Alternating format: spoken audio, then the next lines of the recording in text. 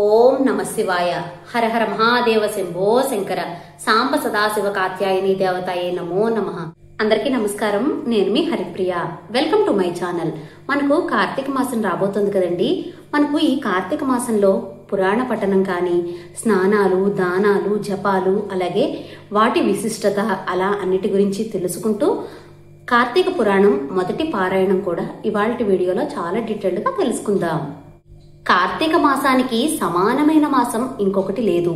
అలాగే కార్తీక స్నానాలు, దానాలు, జపాలు ఈ కార్తీక మాసంలో భగవంతుడి కోసం ఏ చిన్న పని చేసినా సరే అది అత్యంత పుణ్య ఫలితాన్ని ఇస్తుంది. ఈ కార్తీక మాసంలో ఎంతో విశేషమైనటువంటి కార్తీక మాసంలో వినవలసినటువంటి కార్తీక పురాణాన్ని ఇప్పుడు తెలుసుకుందాం. కార్తీక పురాణం 1వ అధ్యాయం. వశిష్ఠ మహాముని జనక మహారాజుకు కార్తీక మాస విశిష్టతను వివరించడం. మహాజ్ఞాని సంపన్నుడు, తపోనిష్ఠులైన మునులకు నిలయం పుణ్యప్రదమైన నైమసారణ్యం. భారతదేశం అందున్న ఈ నైమసారణ్యంలో రకరకాల పళ్ళు, కూరగాయలు, పువ్వులతో నిండిన వృక్షాలు, చెట్లు, లతలతో అలరారుతుంటూ ఉంటుంది. ఈ అరణ్యంలో నివసించే చిలుకలు, గోరువంకలు, చక్రవాకాలు, హంసలు, మయూరాలు, వాటి విన్యాసాలు మనసుకు ఎంతో ఆహ్లాదాన్ని, ఆనందాన్ని కలిగిస్తూ ఉంటాయి. దానికి తోడు సహజ వైరాన్ని కలిగినటువంటి పశుపక్షాదులు, మృగాలు కూడా సహజ వైరాన్ని వదిలిపెట్టి పరస్పరం స్నేహానురాగాలతో ఉంటాయి. అవ్వడానికి అరణ్యమే అయిన యజ్ఞ యాగాదులు, క్రతువులతో, పురాణ ఇతిహాసాలతోనూ, వేదాంగాది చర్చలతోనూ నిండి పరమ పవిత్రమైన భూలోకంలోనే స్వర్గలోకమేమో అనిపిస్తూ ఉంటుంది. అంతటి మహోన్నతమైన ఋషివాటికలో సుప్రసిద్ధమైనటువంటి వాడు సూత మహాముని. సూత మహర్షి వేదాంగ విజ్ఞానఘనుడు, పురాణ ఇతిహాస ప్రవచనకర్త, భూత భవిష్యత్ వర్తమాన కాలాలు తెలిసినటువంటి మహాజ్ఞాని. తనకు కలిగినటువంటి జ్ఞానంతో వేద ధర్మాలను సవివరంగా చెప్పగలిగినటువంటి మహామేధావి. సాక్షాత్ భగవత్ స్వరూపుడైనటువంటి ఆ మహాముని వల్లనే ఈ నైమసారణ్యంలో పరమ పవిత్రమైన సకల విజ్ఞాన క్షేత్రమైన మానవ ప్రబోధకమైన ప్రకాశిస్తూ ఉంది. ఒకనాడు నైమసారణ్యంలో ఋషులంతా సూత మహాముని దగ్గరకు వచ్చారు. ఆయన వారందరినీ కూర్చోబెట్టి గౌరవించి వారందరినీ ఏమిటి అందరూ ఇలా వచ్చారు అని ప్రశ్నిస్తే, వారిలో ఒకరు ఋషులందరికీ నాయకుడైనటువంటి వారు సౌనభుడు నమస్కరించి, మీ కారణంగానే మేమంతా సమస్త వేద విజ్ఞాన సంపన్నులమై కర్మ ధర్మ ఆచరణలను ప్రవక్తలై యజ్ఞ యాగాది తపోనిష్ఠులమై పొందుతున్నాము. మీ చేత కార్తీక మాస మహత్యం చెప్పించుకుని వినాలని ఉంది అని భావిస్తున్నాము అని చెప్పారు. కార్తీక మాసం హరిహరులకు ప్రీతికరమైనది. ఈ మాసంలో 30 రోజులు కూడా పరమ పవిత్రమైన పర్వదినాలే. ఈ మాసంలో చేసే స్నానాలు, దానాలు, జపాలు, తపాలు అపారమైన ఫలసిద్ధిని ఇస్తుంది. అంతటి విశిష్టమైన కార్తీక మాస వైభవం అంతటిని విశేషాలతోటి సవివరంగా వివరించమని, మమ్మల్ని కృతార్థులను చెయ్యమని ఋషులందరూ సూత మహర్షిని ఈ విధంగా ప్రార్థించారు. అప్పుడు సూత మహర్షి ఈ విధంగా చెప్పారు.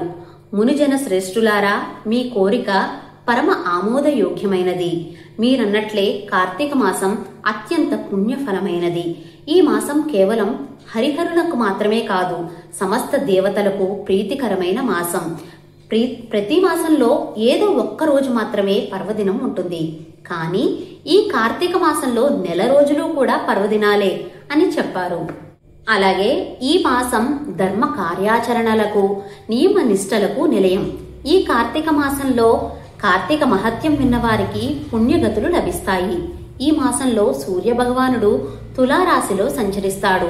కనుకనే ఈ మాసంలో చేసేటువంటి పూజలు, వ్రతాలు, దాన ధర్మాలు, దీపారాధనలు, నర్తములు, ఉపవాసాలకు, పురాణ శ్రవణములకు, అనేక జన్మలలో చేసినటువంటి పాపములు కూడా హరింపజేసి పుణ్యగతులు లభిస్తాయి. ఇహపరాలలో ఉత్తములుగా వర్ధిల్లుతారు. కార్తీక పురాణం గురించి స్కాంద పురాణంలో చెప్పబడింది. దీన్ని మొదటిగా పరమేశ్వరుడు పార్వతీదేవికి, శ్రీ మహావిష్ణువు లక్ష్మీదేవికి, బ్రహ్మదేవుడు నారద మహర్షికి, నారదుడు వశిష్ఠ మహర్షికి, వశిష్ఠుడు జనక మహారాజుకి వివరంగా చెప్పారు. వశిష్ఠుడి దయ వల్లనే మనం ఈ కార్తీక మాస మహత్యం వినే అదృష్టం కూడా కలిగింది. నేను విన్న ఆ విశిష్టమైన పురాణాన్ని మీకు కూడా వినిపిస్తాను, సావధానంగా వినండి అని చెప్పారు. ఒకనాడు పరమ పవిత్రమైనటువంటి ఒక రోజున వశిష్ఠ మహర్షి మిథిలా నగరానికి వచ్చి జనక మహారాజు దగ్గరికి వచ్చారు. రాజర్షి అయిన జనకుడు వశిష్ఠ మహర్షిని సగౌరవంగా మర్యాదలు చేసి ఏ కారణంగా ఇక్కడకు వచ్చారు స్వామి అని అడిగారు. వశిష్ఠ మహాముని ఏం చెప్పారంటే, సిద్ధాశ్రమంలో యాగం చెయ్యాలి అని సంకల్పించాను, యాగానికి నీ సహాయం అడుగుదామని వచ్చాను అని చెప్పారు. దానికి జనక మహారాజు ఏమన్నారంటే, మీ యాగానికి కావలసినటువంటి ధనాన్ని, అనేక విధాలైన సహాయాన్ని మీరు కోరిన కోరికను అనుసరించి సమర్పిస్తాను, నాకు నా సంపదకు అంతకు మించిన ప్రయోజనం లేదు అని జనక మహారాజు సవినయంగా ఒప్పుకున్నారు. నాకు చాలా కాలం నుండి ధర్మార్థ కామ మోక్ష సర్వపాప హరణం అయినటువంటి కార్తీక మాస మహత్యాన్ని వినాలని కోరిక కనుక నా యందు అనుగ్రహం ఉంచి కార్తీక పురాణాన్ని వినిపించి నన్ను కృతార్థుణ్ణి చేయమని ప్రార్థించారు. విశ్వశ్రేయస్సు కోరుకునే వారికి, భక్తి కలిగిన వారికి ఇటువంటి కోరికలు కలగడం సహజమే. ఈ విధమైనటువంటి కార్తీక మాసం 30 రోజులు కూడా పుణ్యప్రదమైనవి. ఈ మాసంలో చేసే దాన ధర్మాలు, జపాలు అనంతమైన పుణ్య ఫలితాన్ని ఇస్తాయి. కానీ ఈ మాసంలో ఆచరించవలసిన విధి విధానాల గురించి, ఈ మాస మహత్యం గురించి స్కాంద పురాణంలోనూ పద్మ పురాణాల్లోనూ వివరించి విశేషంగా చెప్పారు. ఈ కార్తీక మాసంలో సూర్యోదయ కాలం కంటే ముందుగా చేసే స్నానాలు పరమ పుణ్యప్రదములు.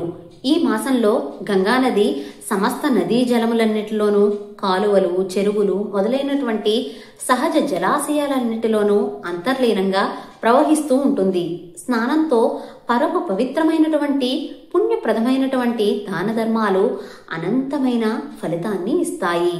ఈ మాసంలో చేసే పితృకర్మలు, పితృకార్యాలు 7 తరాల వరకు పుణ్యగతులను ఇస్తాయి.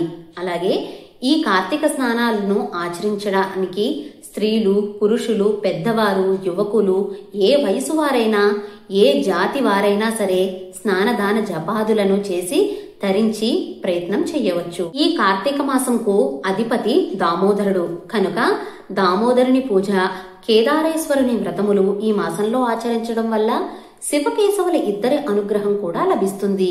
సూర్యోదయానికి పూర్వమే చేసే స్నానం ముక్తి ఫలమైనది.